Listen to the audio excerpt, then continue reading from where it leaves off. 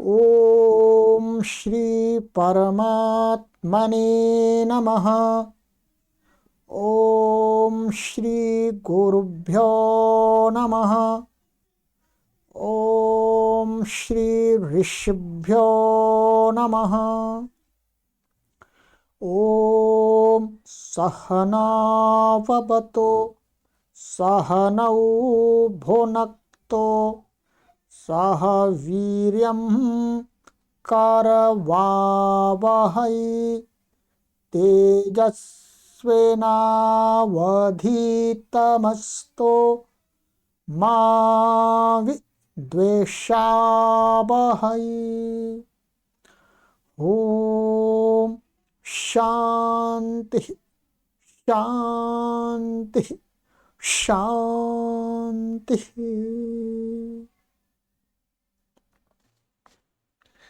सर्वेभ्यो नमः। देववाणी संस्कृतं यूट्यूब चलदृश्यं प्रति भवतां भवतीनां च हार्दं स्वागतम्। मित्रों, लघु सिद्धांत कौमुदी संपूर्ण अध्ययन देववाणी संस्कृतम यूट्यूब चैनल पर एवं देववाणी संस्कृतम ऐप पर आज से यह एक अभूतपूर्व संस्कृत व्याकरण के क्षेत्र की कक्षा आरंभ हो रही है। लघु सिद्धांत कौमुदी को प्राय करके सभी जो संस्कृत भाषा को कुछ जानते हैं अथवा संस्कृत भाषा के विषय से जुड़े हुए हैं, वो सभी लोग जानते हैं कि लघु सिद्धांत कौमुदी एक व्याकरण विषयक ग्रंथ है। ठीक है, ये व्याकरण विषयक ग्रंथ है लघु सिद्धांत कौमुदी। भारतवर्ष के सभी प्रदेशों की सरकारों एवं भारत सरकार के द्वारा संस्कृत विषय में निर्धारित जो व्याकरण विषय है, उस व्याकरण विषय में इस लघु सिद्धांत कौमुदी के भिन्न भिन्न भागों को अवश्य पाठ्यक्रम में रखा गया है। इसलिए भारतवर्ष के संपूर्ण संस्कृत विद्यालयों अथवा विश्वविद्यालयों में जहां संस्कृत विभाग हैं, वहां के सभी अध्यापक और छात्रों के लिए यह कक्षा अत्यंत उपकारी होगी, अत्यंत सहायक होगी। ठीक है, तो आज से हम इसका आरंभ कर रहे हैं। ठीक है, आज इसके परिचय के विषय में कुछ चर्चा करेंगे। ठीक है, ये लघु सिद्धांत कौमुदी क्या है और इसे कौन कौन पढ़ सकते हैं, इसके लेखक कौन हैं और इसका समय क्या है। ठीक है, और इसमें क्या क्या विषय हैं, इनमें थोड़ी चर्चा करेंगे। अगली कक्षा से फिर हम इसको पढ़ना आरंभ कर दें। सर्वप्रथम आपको हम निवेदन करेंगे कि इस कक्षा को पढ़ने के लिए आपके पास में लघु सिद्धांत कौमुदी पुस्तक होना आवश्यक है। आपके पास में किसी भी प्रकाशक की, किसी भी पब्लिकेशन की लघु सिद्धांत कौमुदी पुस्तक है तो आपको पुस्तक लेने की आवश्यकता नहीं है। और यदि आपके पास में अभी तक किसी भी पब्लिकेशन की पुस्तक नहीं है लघु सिद्धांत कौमुदी, तो आपको हम सुझाव देंगे कि आप इस लघु सिद्धांत कौमुदी पुस्तक को खरीदें। ये लघु सिद्धांत कौमुदी बहुत ही उत्तम है। उत्तम अर्थात इसके जो व्याख्याकार हैं, अर्थात मूल जो लघु सिद्धांत कौमुदी है उसके व्याख्याकार तो आचार्य वरदराज महाराज जी हैं, परंतु उसकी हिंदी करने वाले, हिंदी करके सूत्रों के अर्थों को समझाने वाले गोविंद प्रसाद शर्मा जी बहुत बड़े आचार्य हुए हैं, नव्य व्याकरण के और प्राचीन व्याकरण के। उन्होंने बहुत ही सुंदर लघु सिद्धांत जो मूल है उसकी हिंदी व्याख्या की है, विस्तार से की है। इसलिए आप यदि पुस्तक लेना चाहते हैं तो इसी पुस्तक को लें, तो आपको महान लाभ होगा। ये पुस्तक आपको पुस्तक की दुकान पर उपलब्ध हो सकती है, आपको मिल सकती है। यदि आपको अपने आसपास ये पुस्तक नहीं मिलती है तो इस पुस्तक की व्यवस्था हमने आपके लिए ऑनलाइन माध्यम से पहुंचाने की कर दी है। देववाणी संस्कृतम.com वेबसाइट है, उस पर इस पुस्तक को रखा गया है। ठीक है, पब्लिकेशन इसके दूसरे हैं। हम अपने पाठकों की सुविधा के लिए इस पुस्तक को उपलब्ध कराते हैं। तो उस वेबसाइट का लिंक इस वीडियो के डिस्क्रिप्शन में दे दिया गया है, वहां पर क्लिक करके आप अपने घर पर ही बैठे बैठे इस लघु सिद्धांत कौमुदी, जिसके हिंदी व्याख्याकार हैं गोविंद प्रसाद शर्मा जी, ठीक है, और संपादक हैं आचार्य रघुनाथ शास्त्री। ठीक है, तो मूल जो व्याख्याक है, हिंदी के व्याख्याकार हैं, उनका नाम देखना है आचार्य गोविंद प्रसाद शर्मा जी। ठीक है, बहुत उत्तम, इन्होंने वैयाकरण सिद्धांत कौमुदी की भी बहुत विस्तार से हिंदी व्याख्या की है। ठीक है, चलिएगा अब चलते हैं अपने विषय पर। सबसे पहले आपको ये हम निवेदन करना चाहेंगे कि ये सभी कक्षाएं निःशुल्क हैं, आपसे कोई शुल्क नहीं लिया जाएगा, ये ध्यान रखें। कभी क्या होता है, हमारी इन वीडियोज को दूसरे लोग शेयर करके और लोगों से कुछ फीस रूप में लेना आरंभ कर देते हैं। तो हम अपनी वीडियो में एकदम स्पष्ट आपसे निवेदन करते हैं कि इन वीडियोज की, इन कक्षाओं की कोई फीस नहीं है। देववाणी संस्कृतम यूट्यूब चैनल पर कुछ भी शुल्क लेकर के नहीं पढ़ाया जाता है। देववाणी संस्कृतम यूट्यूब चैनल देववाणी संस्कृतम ट्रस्ट के द्वारा संचालित होता है और हम संस्कृत भाषा के प्रचार प्रसार के लिए, व्यापक प्रचार प्रसार के लिए कार्य कर रहे हैं। तो इसलिए व्यापक प्रचार प्रसार को ध्यान में रखते हुए हमने सभी कक्षाओं को निःशुल्क रखा है, तो आपसे कोई शुल्क नहीं लिया जाएगा। हाँ, आप ऐप के अंदर इन कक्षाओं को पढ़ेंगे तो वहां पर ऐप की पॉलिसी के अनुसार आपको पढ़ना होगा। ठीक है, ऐप के अंदर आपको ये वीडियो भी मिलेगी और ये जो PDF जो यहाँ पर मैं स्मार्ट बोर्ड पर आपको पढ़ा रहा हूँ, ये भी वीडियो के साथ में आपको मिलेगी। YouTube पर इस PDF को अपलोड करने की कोई सुविधा नहीं है, कोई व्यवस्था नहीं है, इसलिए YouTube पर आपको केवल और केवल वीडियो मिलेगी। ठीक है, चलिएगा अब हम आरंभ करेंगे। ये हमारी कक्षा 1 होगी भूमिका के रूप में। ठीक है, कक्षा 1, और इसको आप क्या मान सकते हैं, भूमिका मान सकते हैं ये तो इसकी। ठीक है, लघु सिद्धांत कौमुदी संपूर्ण अध्ययन होगा। ठीक है, प्लेलिस्ट में बाकायदा कॉलम बनते चले जाएंगे।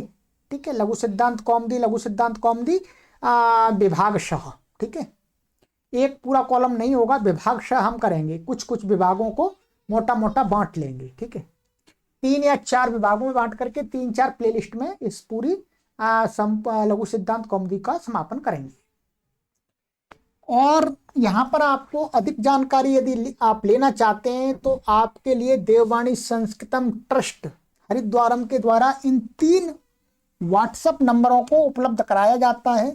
यहाँ पर ही आप संपर्क करें और कहीं संपर्क आपको नहीं करना है। नंबर आप देख रहे हैं, पहला नंबर है 8319694799। ध्यान करेंगे, व्हाट्सएप पर ही संपर्क करें, कॉल ना करें, व्हाट्सएप पर ही संपर्क करें, वहीं आपको प्रत्युत्तर या समाधान मिलेगा। दूसरा व्हाट्सएप नंबर है 9582104261। तीसरा व्हाट्सएप नंबर है 9568104261। ये दो नंबर एक तरह से एक से हैं, केवल यहाँ पर ये है, यहाँ 82 है, यहाँ 68 है, बस इतना अंतर है, बाकी समान है। तो सबसे पहले हम आपसे निवेदन करेंगे कि प्रथम नंबर पर ही आप संपर्क करें, जिससे आपको शीघ्र उत्तर मिल जाए, समाधान मिल जाए। ठीक है, चलिएगा। ये मेरा नाम है, ये नाम मैंने लिख दिया है, नहीं तो बहुत सारे लोग ऐसा सोचते हैं भाई कौन पढ़ा रहे हैं, इनका नाम क्या है। तो मैं आपको आज प्रथम कक्षा में अपना नाम बता देता हूँ, हर कक्षा में नाम नहीं बताऊंगा। ठीक है, तो ये मेरा नाम है आचार्य श्रवण कुमार व्याकरण दर्शन वेदाचार्य। ठीक है, बस ये नाम रख सकते हैं आप, आचार्य श्रवण कुमार। ठीक है, मेरा नाम श्रवण कुमार है और मैं ही पढ़ाता हूँ। ठीक है, और हम आपसे निवेदन ये भी कर देना चाहते हैं कि आज तक लगभग हमारा 25 वर्ष का पढ़ाने का अनुभव है। 25 वर्ष से हम यही संस्कृत विषय को ही निरंतर पढ़ाते आ रहे हैं। इसलिए संस्कृत व्याकरण के विषय में अथवा संस्कृत के अन्य विषयों में हमारी थोड़ी सी गहरी पैठ बोलते हैं, गहरा अनुभव है, सूक्ष्म दृष्टि है। ठीक है, इसलिए हम चीजों को आपको अच्छी प्रकार से समझा सकते हैं, समझाने का प्रयास भी करते हैं। ठीक है, चलिएगा अब चलते हैं इस लघु सिद्धांत कौमुदी के विषय में। ठीक है, थोड़ा सा परिचय करेंगे। ये लघु सिद्धांत कौमुदी के जो लेखक हैं वो हैं हमारे आचार्य वरदराज। ठीक है, आचार्य वरदराज महाराज जी के द्वारा ये लघु सिद्धांत जो मूल है वो लिखा गया है। ठीक है, और इनका जो जन्म है उसका एकदम कोई एक्यूरेट दिनांक निश्चित नहीं है, कहीं इतिहास में या उनका जीवन पत्र ऐसा नहीं मिलता है। इसलिए इतिहासकारों ने अनुमानतः इनका जो जन्म का समय, यानी इनका जो समय है वो जन्म समय माना है 16वीं शताब्दी के उत्तरार्ध में, माने 1550 के बाद में ही इनका जन्म हुआ है। उसी के बाद इन्होंने कुछ जो भी ग्रंथ आदि लिखे हैं। ठीक है, और इसके विषय में भिन्न भिन्न मत हैं, हम आपको अभी बता देते हैं। ये कोई एकदम एक्यूरेट मत नहीं है, इससे विपरीत भी मत है। कहीं पर आपको ऐसा भी मिल जाएगा 1400 कुछ वर्ष जन्म तिथि मिल जाएगी, क्योंकि सही पता ही नहीं है। तो जो अधिक इतिहासकार, अधिक संख्या में इतिहासकार जिस तिथि को मानते हैं वो तिथि मैंने आपको यहाँ पर एक आनुमानिक तिथि बता दी है। ठीक है, इसको मैं एकदम ये नहीं कह रहा कि इसी समय हुआ है, आगे पीछे भी हो सकता है। ठीक है, इनके पिता का नाम, पितृ नाम था इनका दुर्गातनय। दुर्गातनय इनके पिताश्री का नाम था। ठीक है, और इनकी माता का नाम, मातृनाम अज्ञात है, पता नहीं, कहीं नहीं मिलता इनकी माता का नाम क्या था। ठीक है, गुरु का नाम, गुरुजी का नाम है भट्टोजी दीक्षित। इनके जो मुख्य गुरुजी हैं, गुरु तो और भी रहे होंगे हैं, परंतु जो जिनको इन्होंने घोषित किया है कि ये मेरे व्याकरण के गुरु हैं, तो वो हैं भट्टोजी दीक्षित महाराज। ठीक है, भट्टोजी दीक्षित महाराज जी इनके गुरु माने गए हैं। ठीक है, तो इसका मतलब यह हुआ कि भट्टोजी दीक्षित और आचार्य वरदराज जी समान कालिक हैं। भाई गुरु और शिष्य एक ही समय में होंगे तभी तो पढ़ेंगे। हाँ, आयु का अंतर होगा, गुरु थोड़े बड़े होंगे, 15 साल बड़े होंगे, या हो सकता है कभी 10 साल बड़े भी हो सकते हैं, 20 साल भी बड़े हो सकते हैं, 25 साल भी बड़े हो सकते हैं, पर इससे अधिक अंतर नहीं होगा। ठीक है, और कभी ऐसा भी होता है कि समान आयु में भी गुरु शिष्य बन जाते हैं। अब इस चैनल के माध्यम से मेरे से बहुत अधिक आयु के हमारे पाठक भी पढ़ रहे हैं। अब वो कहेंगे कि हमारे गुरुजी तो ये हैं, हम गुरुजी से आयु में छोटे हैं, वो हमारे जो पाठक हैं, शिष्य हैं, हम उनसे आयु में छोटे हैं। पर वो हमको गुरुजी कह रहे हैं। ठीक, तो शिष्य और गुरु में आयु का कोई निर्धारित हम नहीं कर सकते, निर्धारीकरण नहीं कर सकते हैं। ठीक है, परंतु फिर भी एक प्रायशः बाहुल्य से, अधिकता से यही देखा जाता है कि गुरु की आयु अधिक होती है और शिष्य की आयु कम होती है। उस दृष्टि से हम देख सकते हैं, परंतु गुरु और शिष्य समान कालिक होते हैं। ठीक है, समान काल में होने वाले होते हैं। इसका मतलब भट्टोजी दीक्षित जी के समय में ही आचार्य वरदराज महाराज जी भी हुए हैं। और इनका जो जन्म स्थान है, ध्यान देंगे क्या है, जन्म स्थान। जन्म स्थान भट्टोजी दीक्षित जी का भी महाराष्ट्र माना गया है और इनका भी महाराष्ट्र माना गया है। ठीक है, महाराष्ट्र विद्वानों की भूमि कही गई है। ठीक? और इस लघु सिद्धांत कौमुदी में जो सूत्र हैं, ध्यान देंगे, जो इस लघु सिद्धांत कौमुदी है, इसमें अष्टाध्यायी है, महर्षि पाणिनि के द्वारा प्रणीत जो अष्टाध्यायी है, इस अष्टाध्यायी के 1275 सूत्रों की व्याख्या है। ध्यान देंगे, अष्टाध्यायी के सभी सूत्रों का व्याख्यान लघु सिद्धांत कौमुदी में नहीं है। कितने सूत्रों का व्याख्यान है? 1275। ध्यान देंगे। और ये जो ग्रंथ है यह, अच्छा चलिए ग्रंथ की बात लग रहे हैं। और अष्टाध्यायी में कितने सूत्र हैं? अष्टाध्यायी के सूत्रों की संख्या है 3995।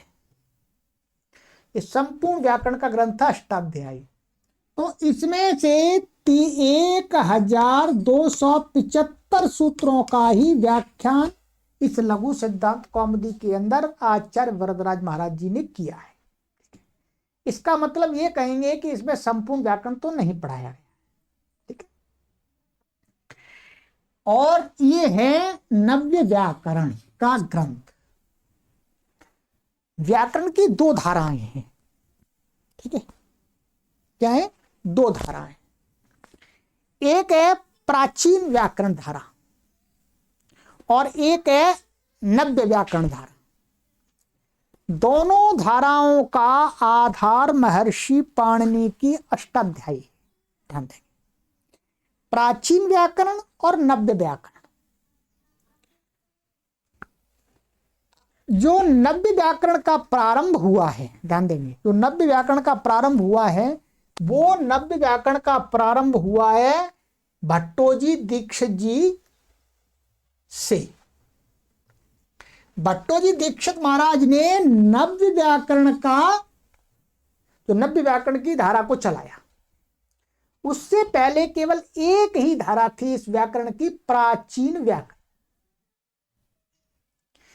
नव्य व्याकरण और प्राचीन व्याकरण में अंतर भी आप समझ लीजिएगा कि जो प्राचीन व्याकरण होता है उसमें इन अष्टाध्यायी के अंदर जिस क्रम में सूत्र हैं उस क्रम से अध्ययन कराया जाता है।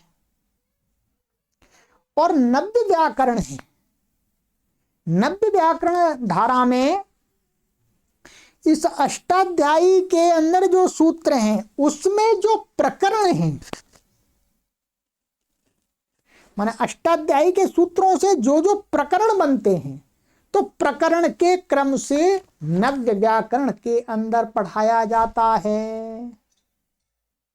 ध्यान दें, प्राचीन व्याकरण में अष्टाध्यायी के सूत्रों के क्रमानुसार पढ़ाया जाता है और नव्य व्याकरण में अष्टाध्यायी के अंदर वर्तमान जो प्रकरण हैं, वो प्रकरण कौन कौन से हैं वो अभी थोड़े बताएंगे आपको। उस प्रकरण को, प्रकरण के क्रम से सूत्रों को पढ़ाया जाता है। अर्थात अष्टाध्यायी के क्रम से सूत्रों को नहीं पढ़ेंगे, आगे पीछे के सूत्र अलग क्रम से पढ़ेंगे। ठीक है, तो इतना ही अंतर है। और ध्यान रखें, नव्य व्याकरण चाहे प्राचीन व्याकरण, दोनों ही व्याकरण अष्टाध्यायी के सूत्रों के ही व्याख्यान हैं, आपस में कोई भी विरोध नहीं है, ये ध्यान देंगे। बहुत सारे पाठक ऐसा सोचते हैं प्राचीन व्याकरण और नव्य व्याकरण का आपस में द्वंद्व है, विरोध है, प्रतिरोध है। ऐसा नहीं, दोनों ही व्याकरण अष्टाध्यायी के सूत्रों के अर्थों का उद्घाटन करते हैं, खोलते हैं, समझाते हैं। ठीक है, बस नव्य व्याकरण का अपना एक अलग तरीका है और प्राचीन का अलग है। ये आप सभी पाठकों के लिए सौभाग्य की बात है कि विश्व के अंदर एकमात्र देववाणी संस्कृतम यूट्यूब चैनल ऑनलाइन प्लेटफॉर्म है जहां पर आपको प्राचीन व्याकरण भी पढ़ाया जाता है और नव्य व्याकरण भी आपको पढ़ाया जाता है, क्योंकि हमारा उद्देश्य है संस्कृत भाषा को प्रचारित और प्रसारित करना। ठीक है, तो यदि आप में से कोई भी पाठक यदि संपूर्ण अष्टाध्यायी को प्राचीन व्याकरण के क्रम से पढ़ना चाहते हैं तो उनकी भी कक्षाएं चल रही हैं, वो भी निःशुल्क हैं। और नव्य व्याकरण को पढ़ना चाहते हैं तो उनके लिए भी हम ये कार्य आरंभ कर रहे हैं और कुछ कर भी दिया है। चलिएगा, ये इसके विषय में मोटी मोटी बातें हो गई। ठीक है, अब ये मैंने अष्टाध्यायी और नव्य व्याकरण को बता दिया। ठीक है, बस इतना काफी है। अब हम देखेंगे कि इस लघु सिद्धांत कौमुदी के अंदर किन किन प्रकरणों को हम पढ़ेंगे। ठीक है, देखिए BA, MA, नेट, JRF के जो पाठ्यक्रम हैं, ठीक है, शास्त्री, आचार्य, उनमें इस लघु सिद्धांत कौमुदी के भिन्न भिन्न प्रकरण लगा के रखे हुए हैं, तो सभी लोगों को लाभ मिलेगा, सभी लोगों को लाभ मिलेगा। ठीक है, चलिएगा, और इस ग्रंथ को पढ़ने के लिए आपको परिश्रम करना होगा, आपको श्रद्धा रखनी होगी, निष्ठा रखनी होगी और निरंतरता रखनी होगी। ऐसा नहीं करना है आपको कि आज पढ़ लिए 4 दिन 5 दिन की छुट्टी, नहीं। इन कक्षाओं को आप अपने समय के अनुसार कभी भी पढ़ सकेंगे। चलिएगा, ये हो गया, ये मैंने आपको इस लघु सिद्धांत कौमुदी के विषय में बता दिया। ठीक है, अब इसके अंदर, ठीक है, चलिएगा, एक आचार्य वरदराज महाराज जी के विषय में एक दंत कथा है, उस दंत कथा के बारे में भी आप सुन लीजिएगा। वैसे आपने सुना होगा थोड़ा चलते चलते, ये दंत कथा अर्थात ये सही नहीं होती। ठीक है, ये लोगों के द्वारा पता नहीं कब चल पड़ती हैं, इनका कोई और छोर नहीं होता। ठीक है, कोई संबंध नहीं होता। फिर भी एक कथा ऐसी जोड़ दी है आचार्य वरदराज महाराज जी के विषय में, जो पुस्तकों में भी पढ़ाई जाती है, कहीं कहीं हिंदी की पुस्तकों में, कि आचार्य वरदराज महाराज जी जब छोटे थे तो उनके माता पिता ने उनको किसी गुरुकुल में रख दिया पढ़ने के लिए। अब ये नहीं पता किसके गुरुकुल में रखा, और ये भी नहीं कह सकते कि भट्टो जी दीक्षित जी के गुरुकुल में रखा, नहीं। वो उनको आश्रम में भेज दिया गया, भाई पढ़ो, व्याकरण का विद्वान बनना है। तो कहते हैं कि आचार्य वरदराज, जो पहले उनका नाम वरदराज था, कि वरदराज आश्रम में कई वर्ष तक रहे और उनके जो गुरुजी थे खूब परिश्रम करते, और भी विद्यार्थी थे, सबको पढ़ाते अच्छी प्रकार से, समझा करके। परंतु आचार्य वरदराज के, जो वरदराज जी की समझ में कुछ आता ही नहीं था। अर्थात आज जो वरदराज जी थे, वो अपने सहपाठियों में सबसे निम्न स्तर के विद्यार्थी थे, उनको याद ही नहीं होता था। गुरुजी समझाते थे, पूछते तो समझ में ही नहीं आता था, बता नहीं पाते थे। तो कहते हैं 3, 4, 5 वर्ष तक तो गुरुजी ने देखा, पहले के गुरुजी थोड़े से धैर्यवान हुआ करते थे। ठीक है, आज के गुरुजी तो जल्दी से भगा देंगे, भाई भागो, नहीं आ रहा तो चलो भागो। तो 4-5 वर्ष तक देखा। फिर गुरुजी ने देखा भाई वरदराज के बस का नहीं है व्याकरण को पढ़ना, संस्कृत को पढ़ना। तो वरदराज जी ने कहा कि भाई ऐसा है, अब तुम पढ़ने में समर्थ नहीं हो, तुम ऐसा करो अपने घर पे जाओ, घर पे जाओ अपने माता पिता के पास में, अपने माता पिता की सेवा करना और कुछ घर के कार्यों में हाथ बटाना, क्योंकि हमने तो पूरा प्रयास कर लिया, पूरा परिश्रम कर लिया पढ़ाने का, पर तुम पढ़ नहीं सकते, तुम्हारी बुद्धि का स्तर इतना नहीं है। आचार्य जो वरदराज जी थे वो बहुत खिन्न हो गए, परंतु अब गुरुजी ने तो कह दिया भाई, आश्रम से नाम काट दिया भाई, जाओ, जाना तो पड़ेगा। तो कहते हैं जो वरदराज जी थे वो चल पड़े, अपने घर की ओर चल पड़े। चलते चलते चलते चलते रास्ते में उन्हें प्यास लगी। चलते प्यास तो लगेगी, चाहे गर्मी हो चाहे सर्दी हो सकता है गर्मी होंगी। तो प्यास लगी तो उन्होंने फिर देखा इधर उधर कहीं रास्ते में कि भाई कहीं कुआं हो, को प्राचीन काल में कुआं ही थे पानी पीने के साधन। तो थोड़ी दूर जाकर के उन्होंने जब प्यास लगी, चलते चलते देखा एक कुआं आ गया। तो कुएं के पास में गए तो वहां पर रस्सी पड़ी हुई थी और एक बाल्टी पड़ी हुई थी, जैसा कि पुराने समय में कुएं पर एक बाल्टी और एक रस्सी हुआ करती थी। कोई भी व्यक्ति आए पानी पिए, प्यास लगे तो, और ले जाना चाहे तो ले जा भी सकता है, कोई पैसे तो नहीं लग रहे। तो आचार्य वरदराज महाराज जी ने रस्सी ली और बाल्टी को कुएं में फंसाया और पानी खींचा। ठीक है, खींचा और खींचते उनका ध्यान वहां पर जो कुआं था, तो कुएं की जो किनारी हुआ करती है, तो किनारी पर गड्ढे पड़ गए थे, माने लकीरें पड़ गई थी। किससे? रस्सी से घिस के। रस्सी कुएं में फांसते थे, फिर खींचते थे तो रस्सी उससे घर्षण करती थी पत्थर से, तो पक्का कुआं था। तो आचार्य वरदराज महाराज जी का दिमाग एकदम घूम गया। आचार्य वरदराज महाराज जी पानी पिया न पिया ये तो पता नहीं, परंतु वो उसी धुन में लग गए, ये क्या, इतनी मुलायम रस्सी और इस रस्सी से इतना दृढ़ पत्थर कट गया, इसमें घाट बन गए, इसमें धाराएं बन गई, गड्ढे बन गए। कमाल है। तो वरदराज जी ने कहा कि भाई जब ये मुलायम रस्सी से इस कठोर मजबूत पत्थर में गड्ढे बन सकते हैं रगड़ करके, तो मैं मंद बुद्धि का हूं माना, तो मैं क्यों नहीं विद्वान बन सकता? मैं भी पढ़ूंगा, खूब पढ़ूंगा, मन लगा के पढ़ूंगा, कितना भी परिश्रम दिन रात पढ़ता रहूंगा, क्यों नहीं मुझे याद होगा? तो कहते हैं बस इतना ही सोच करके वरदराज महाराज जी घर न जाकर के वहीं से वापस आश्रम में आ गए।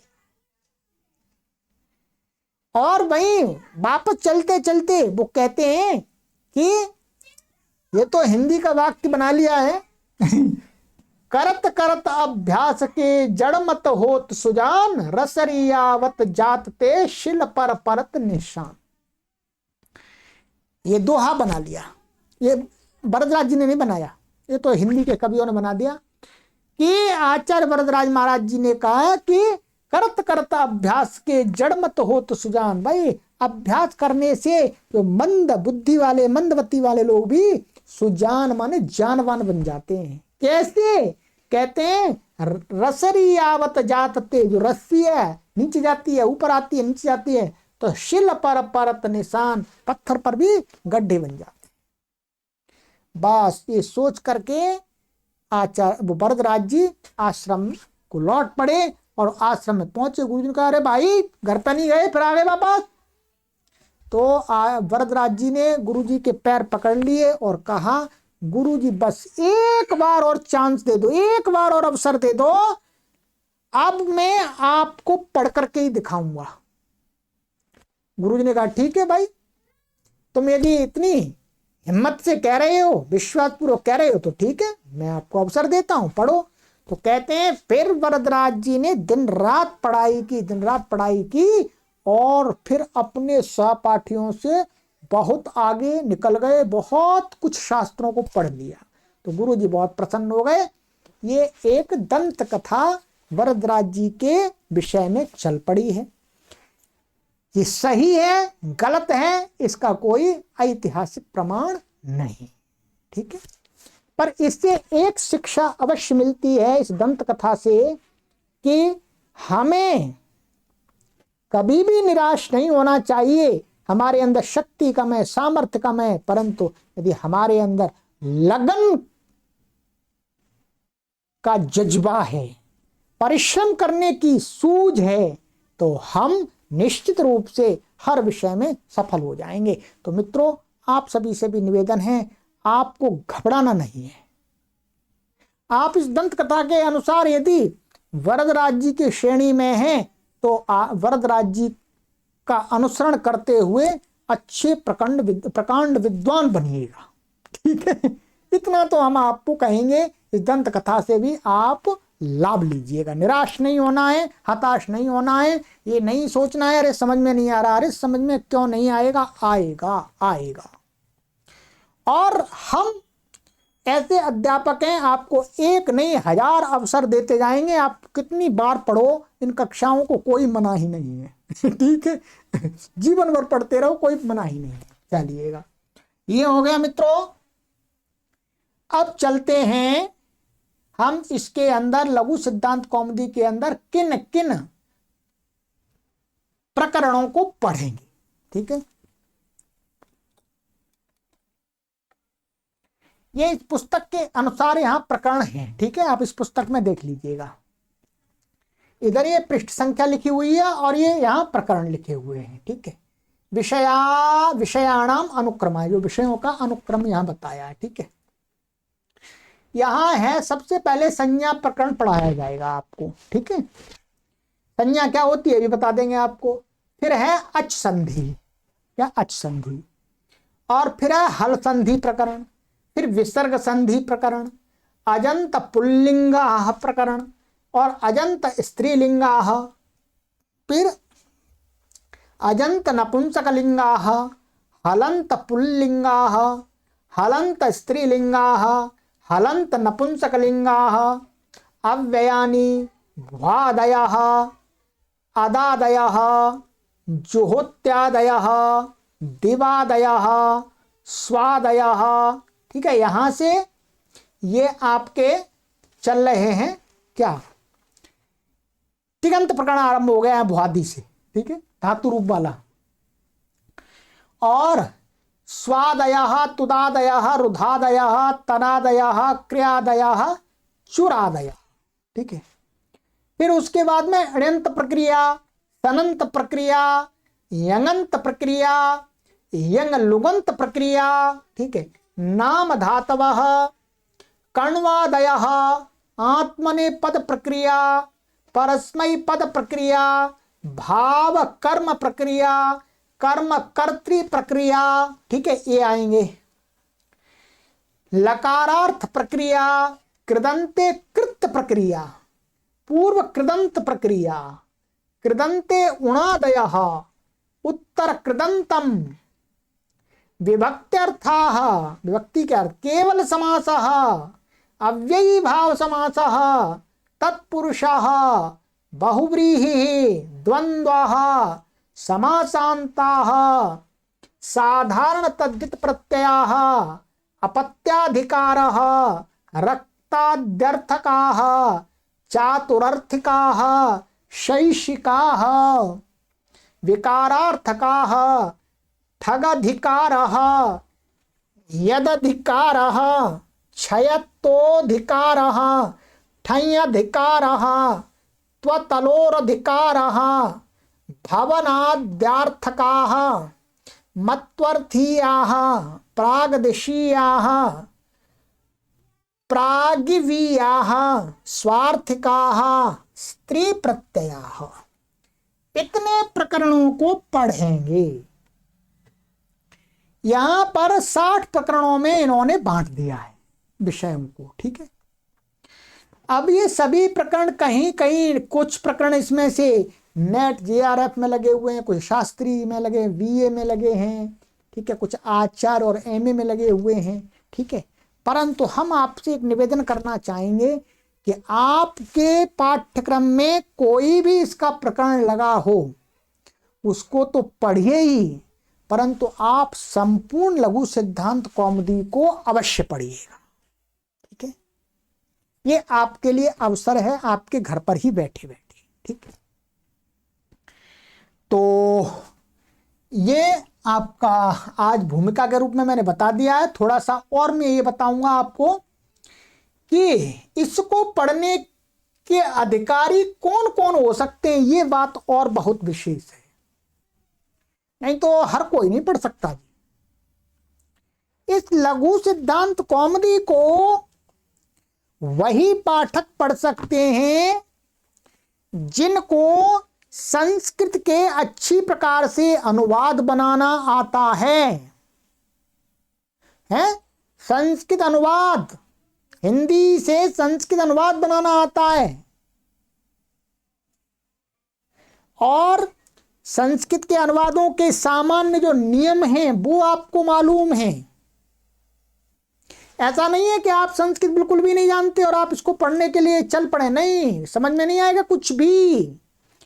इसको पढ़ने से पूर्व आपको संस्कृत भाषा पढ़ करके, माने कुछ जो सामान्य संस्कृत की पुस्तकों को पढ़ करके उनका अर्थ करना और अनुवाद बनाना, अनुवाद के नियम, ठीक है, थोड़े थोड़े संधियों का ज्ञान, समास का ज्ञान, विभक्तियों का ज्ञान, शब्दों का ज्ञान, ये होना अनिवार्य है। यदि आपको ये इतना आता है तो आप फिर इस कक्षा का पूरा लाभ ले सकते, पूरा समझ में आएगा। यदि आपको ये नहीं आता है, अनुवाद आदि बनाना नहीं आता है, तो आपको 6 माह, ध्यान रखेंगे, आपको 6 माह संस्कृत भाषा सीखने का अभ्यास करना होगा। उस 6 मास के अभ्यास के लिए, संस्कृत सीखने के लिए हमने इसी YouTube चैनल पर कोर्स तैयार कर दिए हैं। सबसे पहले यदि आपको संस्कृत बिल्कुल भी नहीं आती है तो आप प्रारंभिक रचनानुवाद कौमुदी न्यू कोर्स को पढ़ें। प्लेलिस्ट में आपको एक कॉलम मिलेगा, प्रारंभिक रचनानुवाद कौमुदी न्यू कोर्स, उस पर क्लिक करके उस कोर्स को पढ़ें। फिर दूसरा कोर्स है रचनानुवाद कौमुदी। इन 2 पुस्तकों को आपको अवश्य पढ़ना होगा, ठीक है।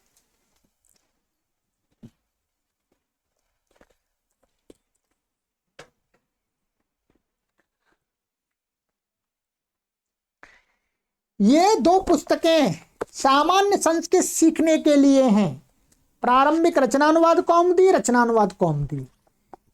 यदि आप इन 2 पुस्तकों को पढ़ लिए, इनके कोर्स तैयार है उत्तर पत्रिका के साथ में, आंसर शीट के साथ में, ठीक है, निःशुल्क है, फिर आपको ये पूरा समझ में आ जाएगा। अथवा आपको संस्कृत भाषा पहले से आती है तो आपको पूरा समझ में आएगा, ठीक है। तो इतना आप ध्यान रखेंगे और कोर्स, सभी कोर्स की प्लेलिस्ट में है। बाकी आपको कोई सुविधा चाहिए, समझ में नहीं आ रहा है तो आप व्हाट्सएप पर संपर्क करें, ठीक है। चलिएगा, तो अब अगली कक्षा में हम इस कक्षा का आरंभ करेंगे मित्रों, ठीक है। श्रीमद विद्वद्वर वरद राजाचार्य विरचिता लघु सिद्धांत कौमुदी, ठीक है। चलिएगा, तो आज से ही इसका थोड़ा सा ये श्लोक है, श्लोक को पढ़ेंगे, इसका अर्थ भी बता देते हैं आपको, ठीक है। लघु सिद्धांत कौमुदी इसका नाम रखा है, ठीक है। आचार्य वरदराज महाराज जी ने एक लघु सिद्धांत कौमुदी, मध्य सिद्धांत कौमुदी और सार सिद्धांत कौमुदी, ये 3 मुख्य रूप से व्याकरण के ग्रंथ लिखे हैं। वर्तमान में सबसे प्रसिद्ध ग्रंथ यही है, लघु सिद्धांत कौमुदी, ठीक है। व्याकरण का अद्भुत ग्रंथ है।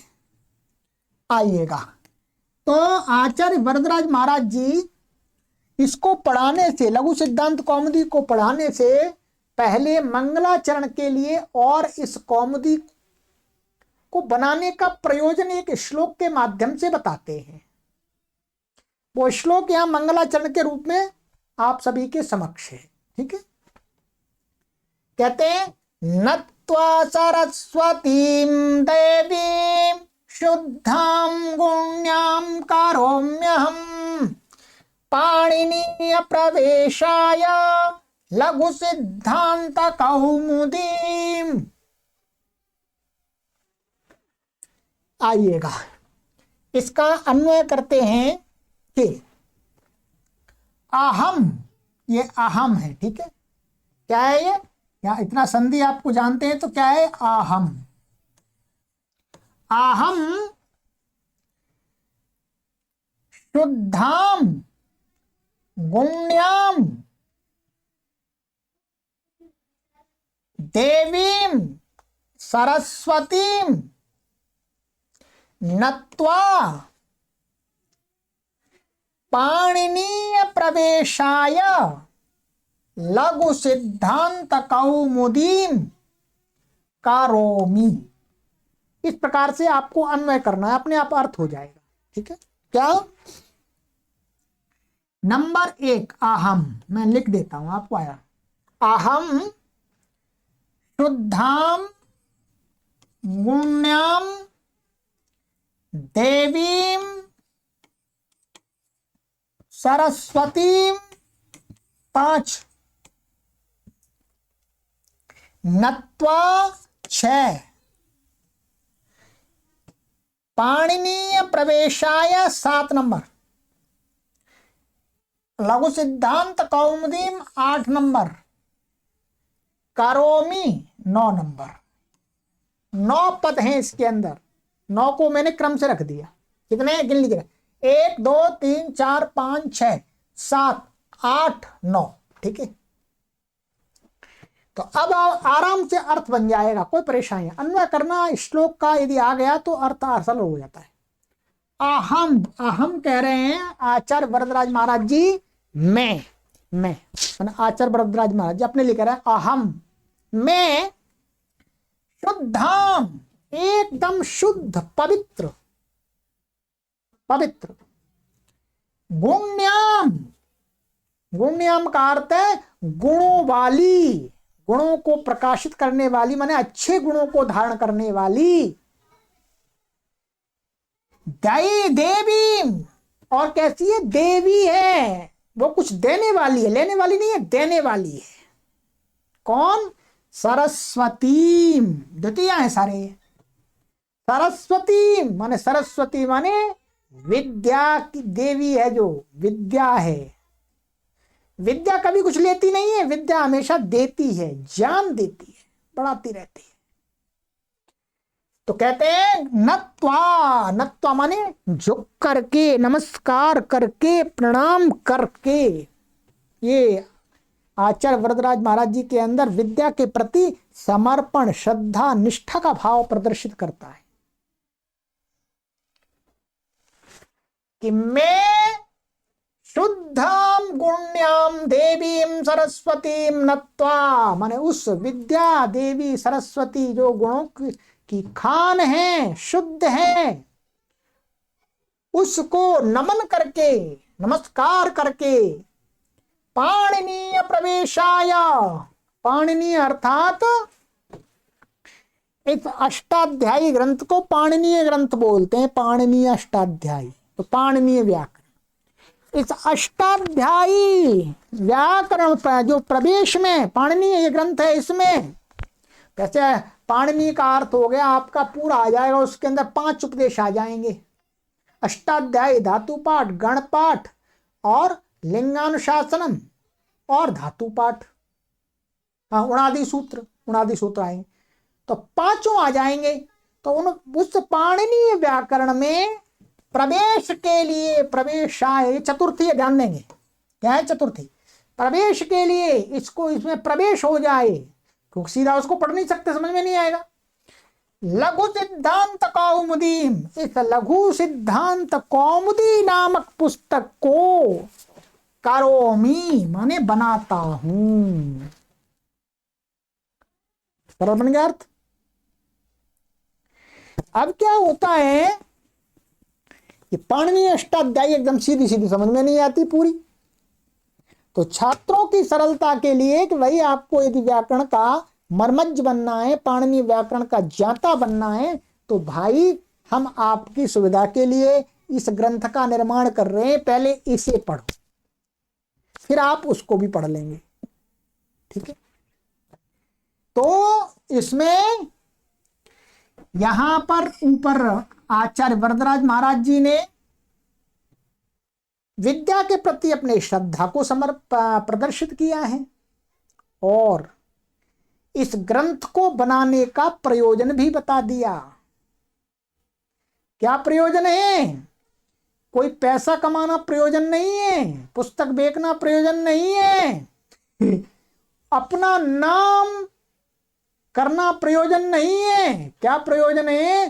कहते हैं पाणिनीय प्रवेशाय, भाई पाणिनीय व्याकरण में आपका प्रवेश हो जाए, उसमें एंट्री हो जाए, उसका जो एंट्रेंस एग्जाम है उसमें आप पास हो जाओ, आगे चल पड़ो। इसलिए इस लघु सिद्धांत कौमुदी नामक पुस्तक का निर्माण किया जा रहा है, रचना की जा रही है, ठीक है। यही मंगलाचरण है। इसमें उन्होंने अपना ईश्वर से प्रार्थना भी कर ली, विद्या देवी से प्रार्थना भी कर ली और अपना इस बनाने शास्त्र को बनाने का प्रयोजन भी बता दिया और ये भी बता दिया कि भाई ये निरर्थक नहीं है, इसका एक लक्ष्य है। उस लक्ष्य को प्राप्त कराने के लिए मैं इस पुस्तक का निर्माण कर रहा हूं। लक्ष्य बता दिया आपको, अष्टाध्यायी। अब प्राचीन व्याकरण वाले हमारे पाठक ऐसा ना सोचें कि लघु सिद्धांत कौमुदीकार जो आचार्य वरदराज महाराज जी हैं वो पाणिनि के दुश्मन हैं, शत्रु हैं। नहीं, शत्रु नहीं है, वो पाणिनीय व्याकरण को ही समझाने के लिए इस ग्रंथ का निर्माण कर रहे हैं, मैंने किया है, ठीक है। चलिएगा, तो आगे की कक्षा में मिलते हैं। अब आगे विषय वस्तु का आरंभ कर देंगे। अथ संज्ञा प्रकरणम। चलिएगा, आप YouTube पर भी पढ़ सकते हैं और PDF के साथ पढ़ना है तो देववाणी संस्कृतम ऐप के अंदर पढ़िएगा। ऐप को डाउनलोड करने के लिए या लिंक दिया है, लिंक पर क्लिक कीजिएगा, प्ले स्टोर में जाइएगा, वहां से ऐप डाउनलोड हो जाएगी, ठीक। वहां पर PDF भी मिलेगी, वीडियो भी मिलेगी, ऐप की पॉलिसी के अनुसार, ठीक है। सर्वेभ्यो नमः।